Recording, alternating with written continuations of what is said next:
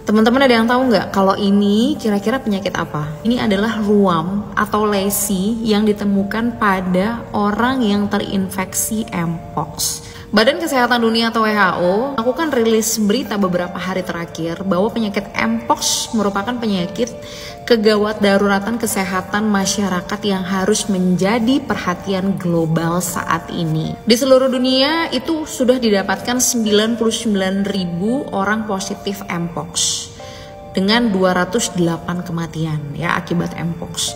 Nah, bagaimana dengan di Indonesia? Ternyata di Indonesia sudah ditemukan 88 orang yang positif Mpox. Itu kasusnya sebetulnya sudah ada sejak tahun 2023 ya. Kemudian sampai dengan saat ini total kumulatif pasien positif Mpox di Indonesia itu ada 88 kasus yang tersebar di berbagai macam provinsi. Mungkin beberapa orang berpikir bahwa kasusnya masih sedikit gitu. Di Indonesia kasusnya masih 88 kasus. Sedunia angka kematiannya masih 208 kasus gitu, belum banyak ya. Mungkin sebagian orang berpikir seperti itu. Tapi kita tidak boleh mengacuhkan hal tersebut. Tidak menutup kemungkinan angka kasusnya akan terus meningkat ketika tidak ada upaya pencegahan yang kita lakukan. Bagaimana caranya kita mencegah agar tidak terkena penyakit Mpox? Tentunya kita harus mengetahui bagaimana penularan Mpox terjadi.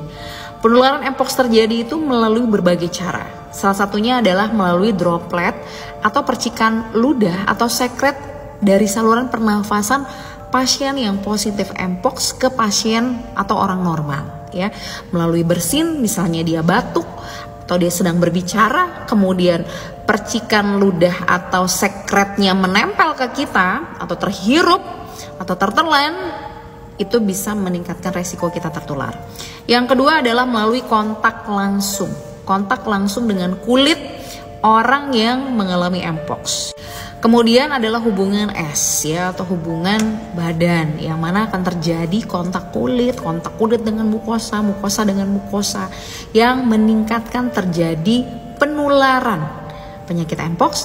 Dan yang terakhir adalah kontak dengan barang milik pasien Mpox atau yang terkontaminasi dari sekret atau cairan tubuh pasien positif Mpox. Gimana caranya mengendalikan agar tidak terjadi penularan atau potensi kenaikan kasus adalah mengetahui dengan cepat apakah orang tersebut terkena Mpox atau tidak. Ketika sudah tegak diagnostik dia Mpox atau sajes sangat-sangat besar kemungkinan dia terkena Mpox, pasien tersebut harus diisolasi. Isolasi jangan sampai ada interaksi sosial yang memungkinkan terjadinya penularan. Jadi penting sekali ya melakukan deteksi dini penyakit Mpox. Ketika kamu mengalami demam tinggi disertai timbulnya lenting atau benjolan lenting seperti bisul, bernanah ya, atau vesikel seperti cacar air dan muncul pertama kalinya di muka, atau ketika pecah kemudian dia berubah menjadi kerompeng disertai dengan pembesaran kelenjar getah bening di daerah leher atau di daerah ketiak, kalian harus curiga kalian mengalami Mpox ya. Atau mungkin ada teman atau keluarga atau kerabat kalian yang mengalami gejala yang seperti itu ya, langsung dibawa ke fasilitas kesehatan atau menghubungi petugas atau puskesmas atau rumah sakit agar dilakukan screening ya, untuk menentukan apakah benar dia pasien Mpox atau tidak. Nah, sebelum proses penegakan diagnostik kan pasti ada pemeriksaan tuh.